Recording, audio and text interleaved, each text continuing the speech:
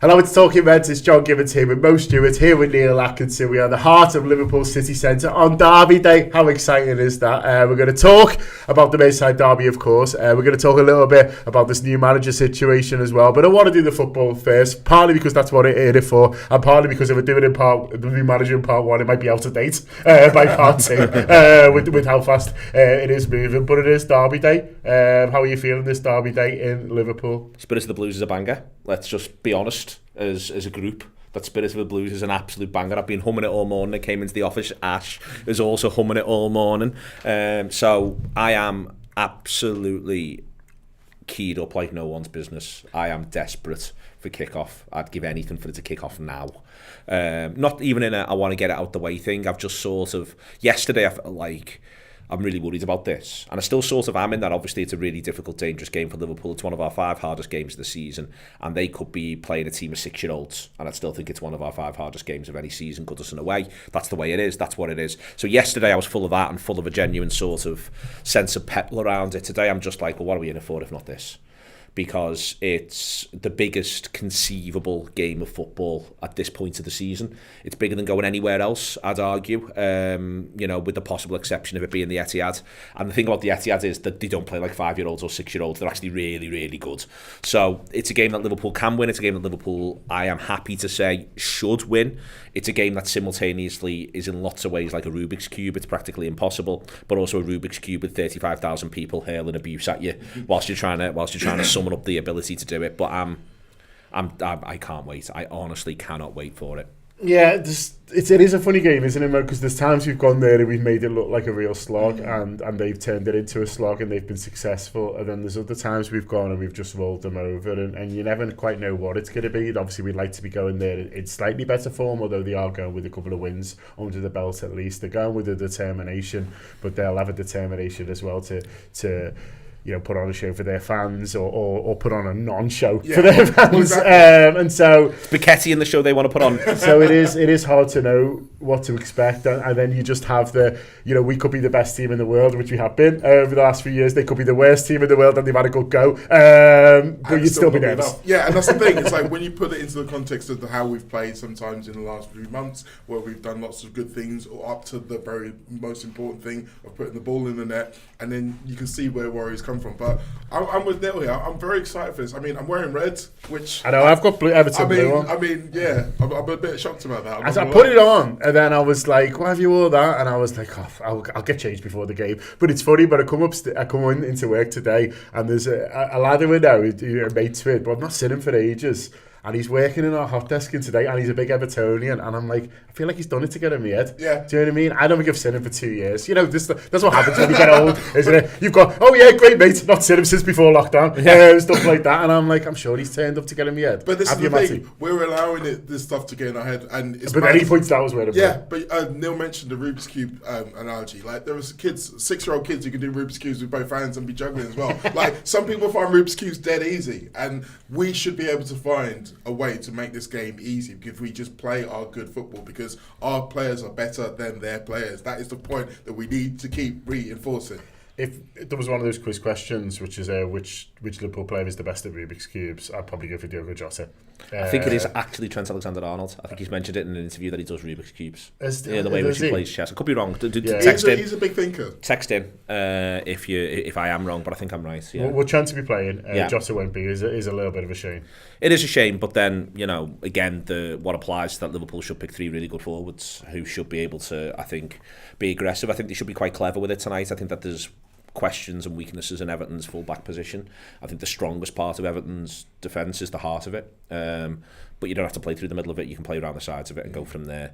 I think also Branthwaite, last couple of games, has began to look like a bit of a wounded soldier. He's been brilliant for them all season. I think he's such an impressive footballer and he's worthy of respect. I've long thought the Tark is underrated. Not overrated. I think the Tark is underrated. And I think that the Tark could have got to move to a top 6 club at some point. It's not happened for him. But he can defend high, but he can also defend desperately. And Liverpool have got to not give them that encouragement. It's worth saying we kick off 1-0 down. It's a proper one of them because they'll be absolutely delighted with a 0-0. We didn't really kick off 1-0 down at Fulham. I don't think, whilst we needed to win the game, I don't think Fulham as a club were that interested in a draw. Like, what was the point if you were Fulham? Like, it would have been nice, and you'd rather have that than get beat 3-1, don't get me wrong, but I don't think that it's quite the same. I think for Everton, there's not really that much difference between 0-0 and 1-0 for them, if you see what I mean, like in terms of thwarting our ambitions, which is the primary thing they want to do. They'll say, if some of them watching this, you're acting like we're safe. I sort of am, because I just don't think Luton and Burnley can get the requisite points.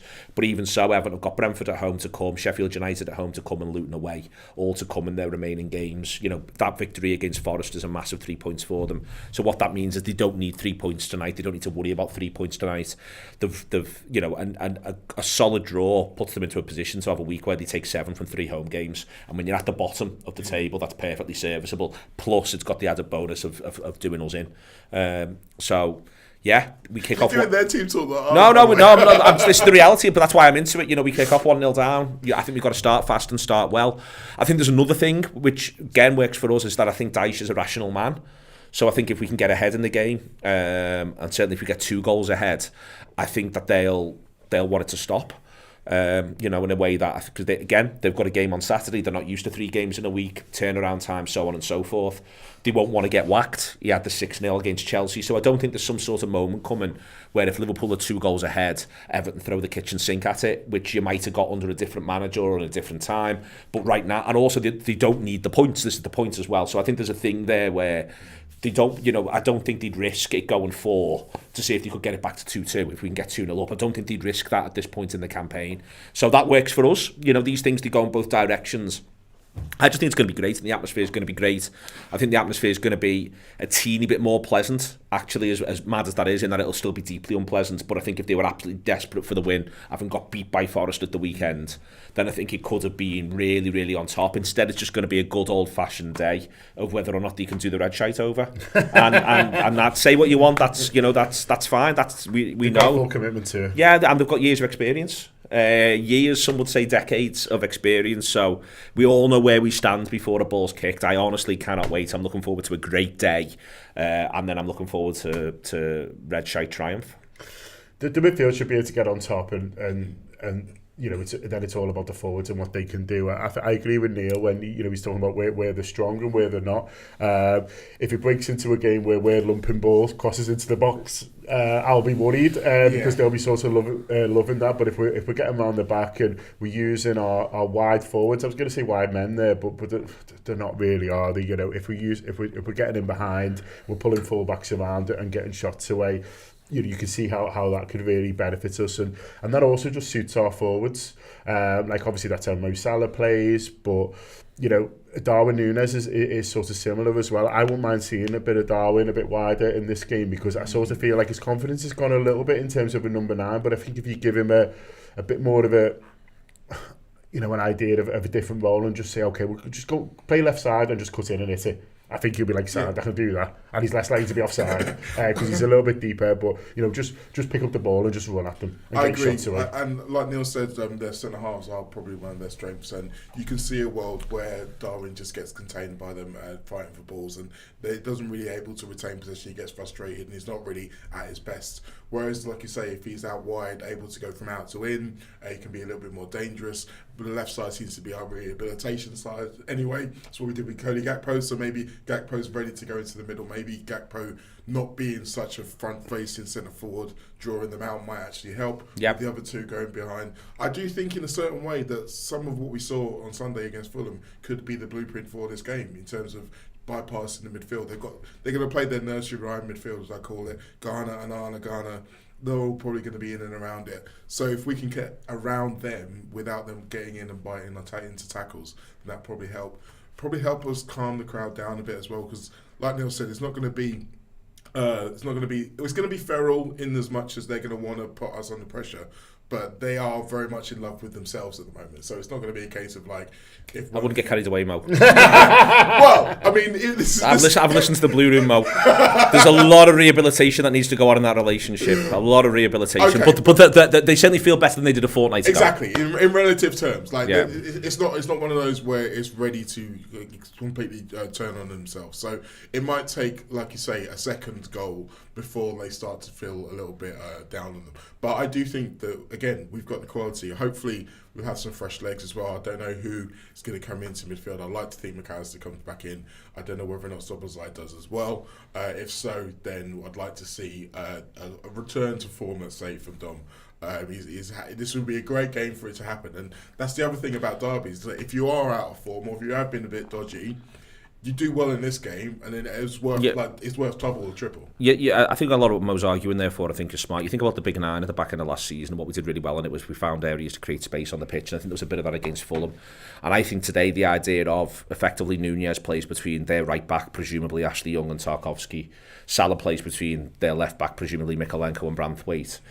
And suddenly Branthwaite and Tarkowski, because they're not stupid men, are going, hang on, they need a bit of help there. They can get exposed, and then maybe you pull them out a little bit, and then that space can be filled by Gakpo, by Szoboszlai, Elliott if he starts, Jones if he starts. They can then flood that space into the middle, and if Liverpool are smart about that, then Gakpo dropping a little bit deeper, it almost it wouldn't surprise me if at the end of this you're almost describing Liverpool as playing a bit of a 4-2-2-2, but where the last two are actually the wider two.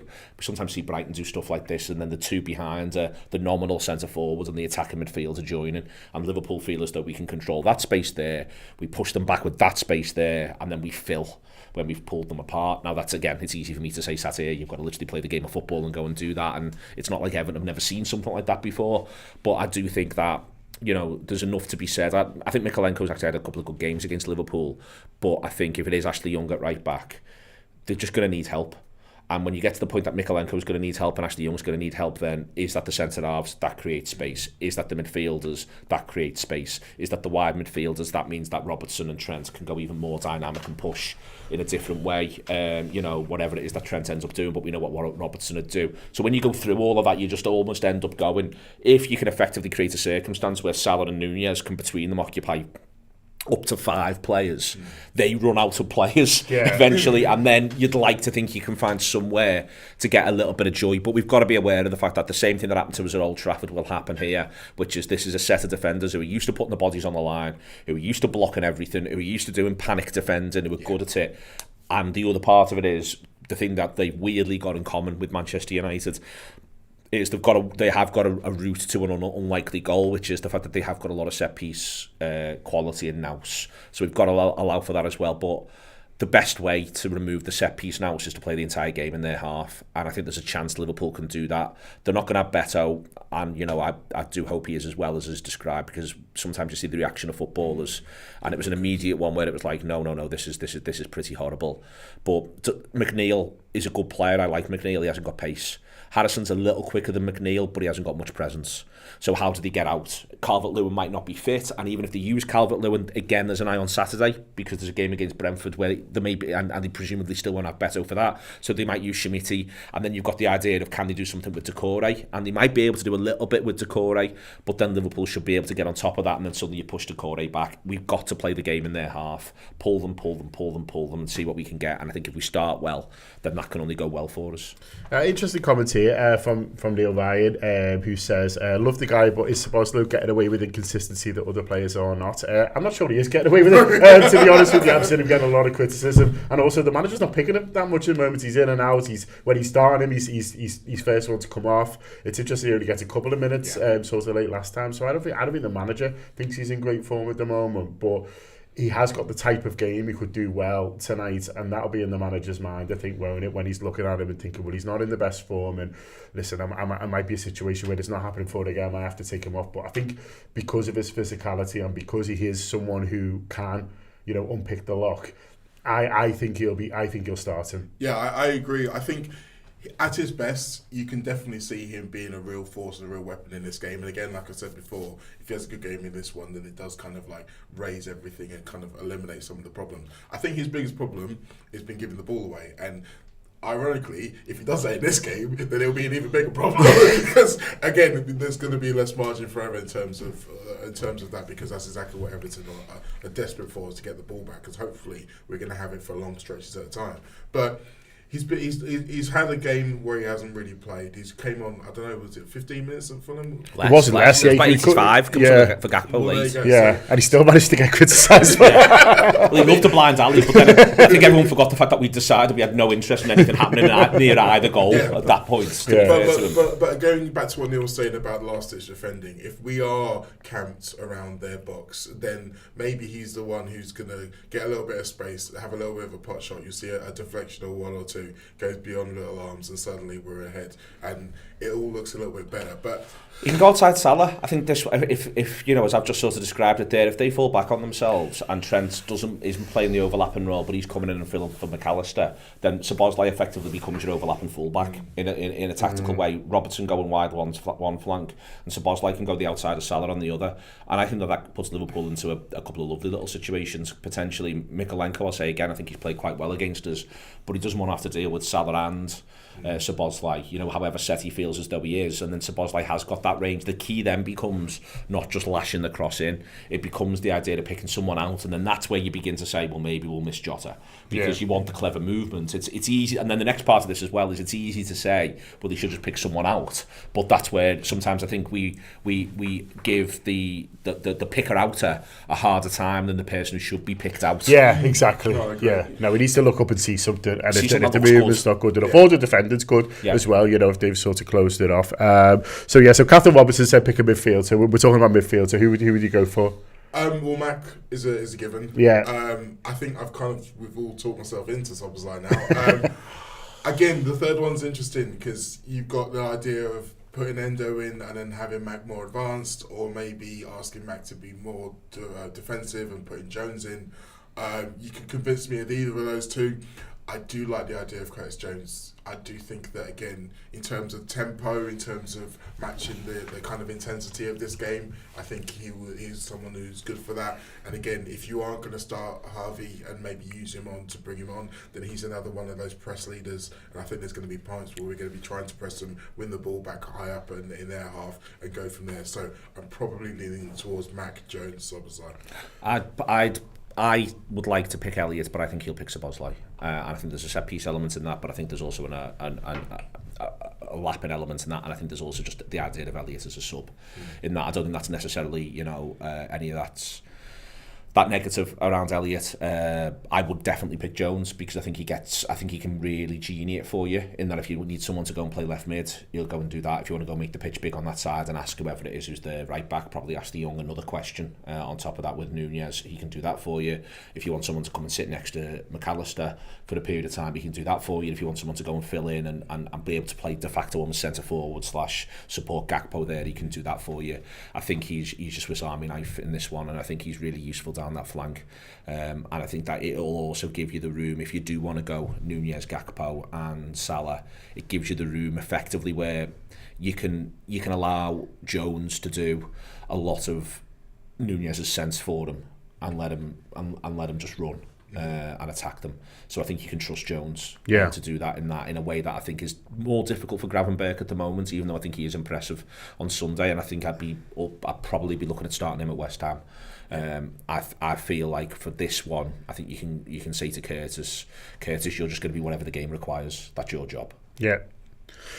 Loads more on the Merseyside derby, obviously on the Anfield Wrap Tour player, so make sure you download the app and enjoy that. You've got video reaction, team talk, you've got audio build up as well, which was press conference extra, which you did, pre-match warm-up, which I did. This is helpful. Did you do any of the build-up shows, Mo?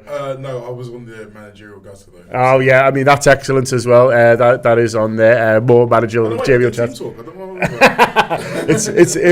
all got Arne Slot, Matt. There'll be loads more about the new manager sort of in part 2. But yeah, if you are looking ahead to the Merseyside derby, and of course you should be as a Liverpool supporter with 5 games to go in the final. Shut up, Neil. Then yeah, a really good time to subscribe to the Anfield Wrap. And of course, straight after the game, we'll have all our post-match reaction. There'll be audio, which I'm hosting from Taggies, just around the corner from Anfield. There'll be Neil from the Glenbook doing the video as well. So yeah, hopefully after the big Liverpool Liverpool win. So fantastic post-match reaction. So great time to subscribe, or you can join on YouTube as well if you prefer to keep everything here. But just before we move on to part 2 of this show, which is going to be looking at the new manager situation, I just want to give a big shout out and a big thank you to NordVPN, who are partnering with us on all these Talking Reds for the rest of the season. It is a fantastic service. I'm using it. Mo, you're using it as well, in terms of the main thing I'm getting from it at the moment, as I'm fairly sort of Liverpool bound and fairly stationary man at the moment, unfortunately, is allows you to change your virtual location and enjoy lots of TV services or films or things that are available not in your country that you can get worldwide. And it's funny, something that I noticed, and I've noticed more over the course of using it, is the threat protection bit. Yeah. Like, there are loads of sites that I was happily on that apparently were really bad for it. My computer, no good whatsoever. And I'm like, oh, so that's bad, is it? And you does start to think, okay, well, maybe I can get that somewhere else. And yeah, it's actually just my computer. I don't change them as often as most people do, so I kind of need that extra protection. So yeah, that's been really helpful to me. Yeah, let you know which things you should be on and which you don't. On the protection as well, if you are travelling a lot, peace of mind for internet security when you're logging on public Wi-Fi's and stuff like that is good too. Yeah, absolutely. I also use it for the abroad stuff. So that's my big thing is yeah, I'm too into bits and pieces of American television, just scrolling through as much as anything else. See what they're up to. See what they're up to. Yeah, just having an eye and going, okay, yeah, this is that'll be over here at some point soon, or alternatively, that's mad. Or God, they watch a lot of Ancient Aliens, that sort of thing on there. As Ancient Aliens is on all the time in America, and you wouldn't have thought there were that many of them, the Ancient Aliens, and yet there's a hell of a lot of TV programs about them. So yeah, if you want to get your Atlantis chat, I'd recommend the NordVPN. There you are. We recommend the NordVPN for that and more. So if you want to sign up, go to nordvpn.com/TAW. That's nordvpn.com/TAW. You get a special offer. You get 4 months free, and there's also the 30-day money-back guarantee. So if you sign up and it's not for you, if you're not getting on with it for whatever reason, they are that confident that you will enjoy it, that they're offering this 30-day money-back guarantee. That is nordvpn.com/TAW again, and thanks a lot to them. And onto the new manager then, and it's interesting how quickly it has sort of developed, really. It is often the case here with Liverpool Football Club that it seems like nothing's going on, it's all going on in the background, and then it moves fast. I didn't know much at all about Arne Slot, a few days ago, but then he emerged as a possibility, and then a front runner, and then now it seems the latest from Adam Crafton is that we're haggling over fee, which suggests that he is the guy they're going to go for. It does suggest he's the guy they're going to go for. I don't think he's that different from Amorim. I think that you can sort of have a chat about the corresponding strength of the league. So I think that my concern about Amorim, which is that it's not so much how good Sporting, Porto and Benfica are. My concern about Amorim was how good a 10th in the Portuguese league when you're playing them week in, week out. And the same thing goes for the Eredivisie, where my concern for Slot is how good a 10th.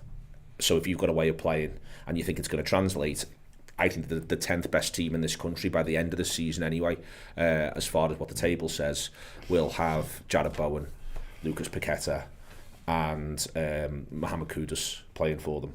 And I suspect, given the fact that Kudus has come from Ajax, Cody Gakpo came from Ajax, I'm of the view that Gakpo's about the same strength as those four. Gakpo came from PSV. So my point here is that the 10th best team in England has got players who are as good as the best team in Holland. And for anyone who's coming over, I think that you can talk about that and you can say, yep, that's the way it works. And you can also make the point that, they don't have Virgil van Dijk to help defend these players.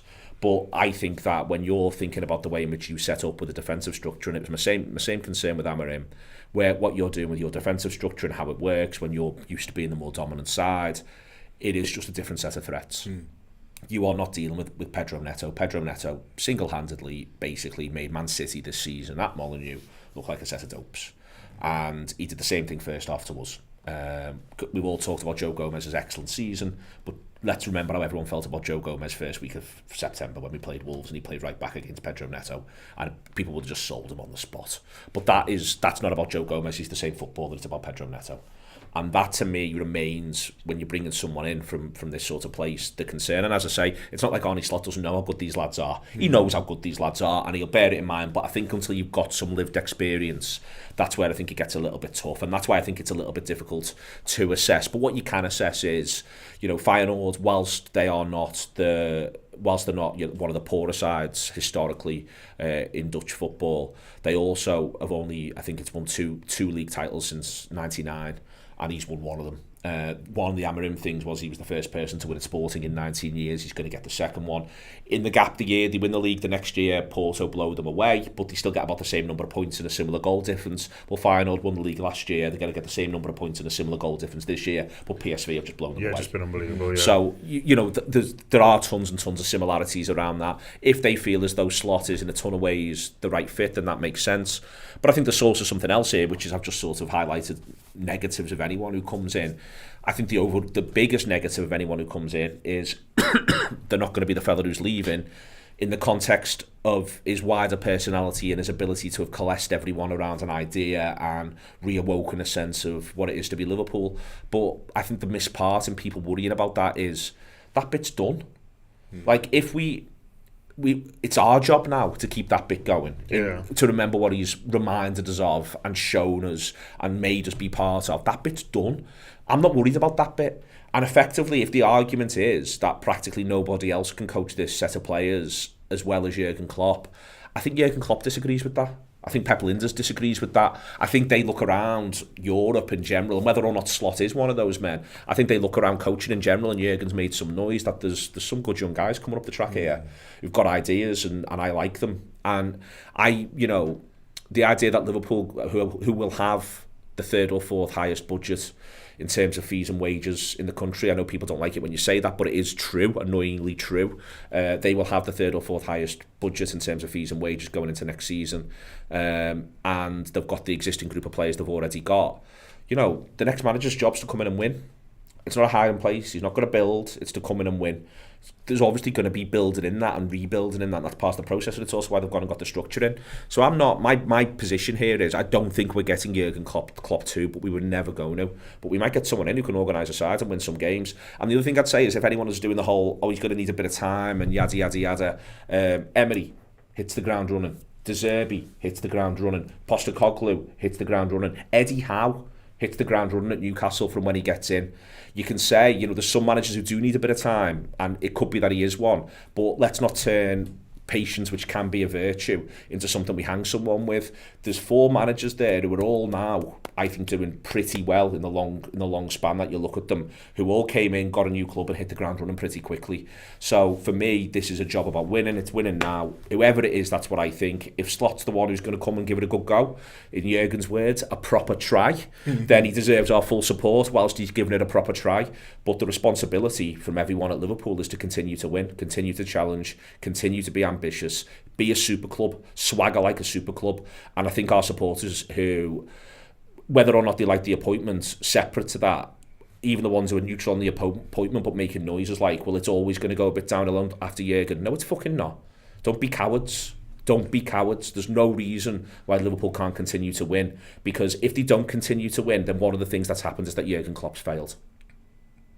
And he doesn't feel like he's going to, and he doesn't want to either. And I think it is an interesting situation with the new manager, because whoever they bring in is a risk. And so you're looking at, the sport director's job and everyone at the club is about sort of mitigating that risk, really, and about saying, well, what gives us the best possible chance of what Neil's talking about, which is continued success. And what I think gives us the best possible chance personally is someone whose playing style suits what we've got. Yeah. And I think, you could talk about, can you get a bigger name? You could talk about the fact that, some obviously the biggest names of the last 20, 30 years have been thrown about. I've seen Ancelotti chatted. There was obviously the Mourinho sort of fun and games and stuff, but regardless of in one case the availability, I mean, Jose is very available, but he's coming in this afternoon. But regardless of sort of availability, like it does, surely what they needed to look at and what they feel like they have looked at is, okay, well, who plays a style of football that we want to play, and B sort of suits what we've got. And you know, as I say, I'm not professing to know huge amounts about him, although I'm enjoying our stuff that we're putting out, and I'm enjoying, you know, the fact that we're speaking to Dutch people and sort of what they're saying. But I think, you know, for me, what he does look like is someone who's won titles, and I'm going to make an argument he won two, and because that's what Eric Schiffer did, and I believed him. But also the fact that, you know, you look at how he plays on and off the ball, and you think, yeah, it's not exactly what we're doing now, because no manager would be, but you can see how that works with what we've got. Definitely. I think in terms of how we as a fan base receive him, the thing we need to remember, something I mentioned on Legato yesterday, is that the parameters that we have for what we want our next manager to be aren't the same as the parameters of the people who are making the decision. And I dare say they're probably in a better position to make that decision than us. So the idea of the big name, the big personality to come in and all that kind of thing, it makes us as a fan base feel better, because it's like, okay, well, this is a big guy, we're still going to be a big football team. It's not necessarily the case that it will help the footballers on the pitch. We have to, like you say, someone who's a bit more complementary to what we're looking at. And again, I'm not an Arne Slot expert either, but like you say, I've been looking at and listening to people who are and seeing what they say about him. And it's funny because one of the names that's come up a few times is Marcelo Bielsa, in terms of the way he likes to play, the aggressiveness, and sometimes even a little bit of the man marking all over the pitch bit has come in. And obviously you look at that and you think about how Leeds went up to a point and you think, okay, well, that could work. But then you also think, well, maybe he could fall off a cliff like Leeds did. But you have to understand what he's going to be telling the players and what he's going to be giving them is probably of a better understanding than what we have at the moment. So there are obviously misgivings about potential issues. Like, I'd have liked him to have maybe had a bit more experience as a European manager and maybe a little bit more success as a European manager. But by the same token, I don't think that there's anyone out there who's like, well, obviously we should have got them. I mean, even Xabi Alonso himself would have been a risk. Yeah. I don't think there's anyone out there who is like, well, this is a guarantee of absolute success. And because it's someone who is a little bit below what we've seen as the elite managers, people are going to feel underwhelmed. But I think, and my message to everyone will be is, wait until you see what an Arne Slot Liverpool looks like before you make any decisions. I think there's a thing as well, which is what's the job, and I think that's what the job is. I think it's what's the minimum requirements. And I think what the minimum requirements is of the next Liverpool manager, and I'd argue the one that follows that one, is that you maintain Liverpool's status as what we can classify as a super club. You can have a chat about whether or not you like the idea that there are super clubs, whether or not you feel as though that's right or wrong, but it is the direction of travel of global football, to be honest with you. And I think that what Klopp did was take a club who had a massive reputation, but were not in reality at that time a super club, and turn them into one. And that's now, that's what he's leaving, and that's the way in which it goes. I think it would be nice if someone who, it might happen after the appointments of Slot, but I think it would be nice if someone who works on football at Liverpool behind Slot talks a little bit about what they expect from him in a way that isn't just at the first press conference and then leaves him to it. I think there needs to be a little bit, because he's not coming in as Zinedine Zidane, I think there needs to be a little bit out of a period of time here where he's got a bit of off-field support that articulates what the expectations are internally from inside Liverpool. I think that's really, really important. And I think we'll just be dead quiet and let you all work it out for yourselves time is going to be difficult, because you might not like, therefore, what people work out for themselves, and it could end up putting them under a little bit of pressure if you feel as though we need a bit of patience. As I say, I'm quite mixed on the patience, but I want someone to come out and say, so am I, or someone to come out and say, no, you will need to be patient, and not just at the first, and I'll say it again, not just on the first press conference and then never hear from them again for 3 years. I think that the days of, you do not now have Jurgen Klopp as a communicator. You don't have Jurgen Klopp as a leader, and you don't have Jurgen Klopp as someone on whom everyone can say, first and foremost, he's won 2 Bundesligas, got to a European Cup final, he dragged Mainz up, and he led Dortmund to feel as though they were a genuine force in a way they hadn't done since the mid-90s. You haven't got that And no matter how good, within reason, unless Slot really does come in, and from everything I've seen, he looks like he's obviously a great communicator. He wouldn't be a good coach, but he doesn't look like a great communicator necessarily in front of a microphone, and he doesn't have that gravitas at this point. We all hope that comes in time. The best way you get gravitas is you win. Nothing offers gravitas like winning 10 on the bounce, and that'd be my tip for Arne Slot, is you might want to think about winning 10 on the bounce. But I think that the days of, or at least in the short term, I think they can't just leave him to it a little bit, and I think there will need to be a little bit more when he's appointed. I'd argue when there's the tour from there, and then maybe even checking back in towards the end of the first calendar year as to how it's going, whether really well or less well. I think that's going to be really important, because that's the job. They've got to say this is the job we're giving them. In my head, the job is that when Klopp said, it's not what they say about you when you arrive, it's what they talk about you when they leave. And we all know we're going to talk about Jurgen when he's left. The job of the next manager is, it's absolutely fine, I think. Liverpool could end the season as league champions still, as we sit here. That's part of why we want to win at Goodison tonight. It's absolutely fine. If Klopp's done what he's done, if the next manager offers a bit of a straight line for 2 or 3 seasons, that's not the end of the world, not least because that straight line could be 3 seasons of finishing top 3 and going deep into a European competition. That's good. We need to sort of accept that that's good.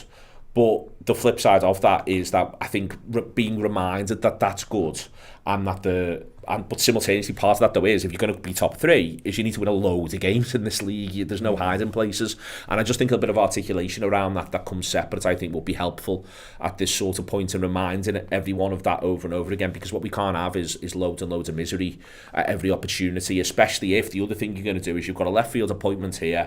There's a fair chance Liverpool's transfer business is unconventional Liverpool transfer business in the summer, at which point we get back to August and everyone's starting this is all going to shit. Going into the first game of the season, and that's what we can't have. There just needs to be, and I'm all for it. I'm going to say again, there's no reason why the fella who comes in this summer can't win the league next season, and I think that there should be pressure on him to put a league title challenge in place. That's genuinely my position, is I want a league title challenge next season, similar to the one we've had this season. And if this season we lose tonight, God forbid, but we've took it to 5 games to go. But what I mean is, I want there to be a genuine interest in winning the league in April neking season. But for that to happen, though, it's on more people than the manager. And if we're putting this new structure in place, then they need to talk. Then it needs, other people need to do their job very well as well to sort of get there. So when Neil's saying he wants a title challenge next season, I'm like saying, well, is there going to be a squad for the title challenge? Yes. Do you know what I mean? And that's because he can't, we can't expect this guy to come in and sort of perform miracles. And so that's where it comes into place. That I think it is a slightly different job to the one sort of Jurgen's had, certainly over the last year or two, when as it seems to be aware that he's had like a little bit more power, a little bit more sort of control over certain things. I think there is a lot of work to be done to make sure that we've got the best manager for us, but also he's got all the tools at his disposal, and that is the job of everyone at the football club, everyone who works in a footballing capacity, which I would argue is just about everyone, because everyone's job should be trying to do their little bit to make Liverpool win, is to make sure, okay, well, we're all giving this new manager, whoever it might be, the best possible tools to go out there and win next season, and that is on everyone there, and that's what they all should be doing. 100%, and we have kind of to a certain extent got to sit back and trust that they know what they're doing at this point in the situation. But as Neil says, that trust would be a lot easier to buy if they come out and articulate exactly how they've got to the decision, what it is that they felt that this guy can bring to the team and to the squad. And the other thing that we've got to mention within all this is that it's all well and good Arne Slot coming out and convincing us as fans, and maybe the media is definitely going to be part of his remit. He's got to convince the players first, because that is literally job one. That is how all of this happens. The players have to believe that this guy can be the guy who takes us forward, because if they don't, then all of the other stuff is pretty much a non-starter.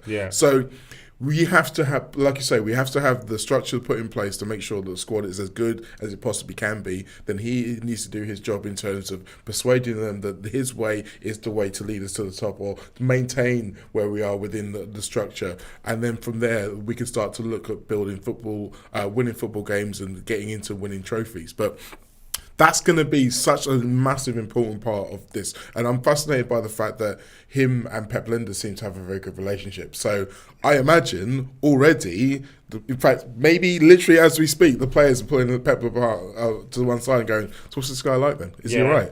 What's he going to be like? And hopefully Pep is doing him a solid and saying, yeah, he's sound. You'll be fine. Well, he beat Jordan Henderson's Ajax 6-0 the other week, so maybe they'll get on to Jordan. That's what it was like playing against them, and hopefully he goes, it was like being in a fucking washing machine, and they're like, it's right. Listen, loads more on the new manager, of course, on Tour Player. I mentioned it a little bit before. Josh spoke to Eric, who's one of our subscribers, who lives out in Holland, did a fantastic 25 minutes on him, not just on his time at Feyenoord, but also his time at AZ, which I was even less sort of familiar on, which was really interesting, how well he did there. And, you know, if you think winning a title with Feyenoord is tough, you know, going so close and getting it cruelly taken away by COVID with AZ was a fantastic achievement, worthy of note as well. So that is on there as well. Also, last night I spoke to Malvedi, who's obviously chief sports reporter at Sky Sports, on a little bit about the process and how we sort of got here. And over the next couple of days, we're going to be grabbing loads more people and finding out more about the guy who looks like he's going to be the next Liverpool manager / head coach, depending on how we all look at it. So great time to subscribe to the Anfield Wrap. Obviously, there's all the Everton stuff there as well. Do enjoy the match wherever it is you're watching tonight. If you're going to Goodison Park, I'm sure you'll make a racket. If you're going to the pub, you're out there with friends, you know, enjoy it today as well. I've lost my head, and hopefully we all get to enjoy a fantastic Liverpool win. Yes. But thanks a lot to Neil, thanks to Mo, thanks to NordVPN, Ash for doing everything to make this magic happen. You guys for your comments. Sorry I couldn't bring more in. I need Josh here up the Reds.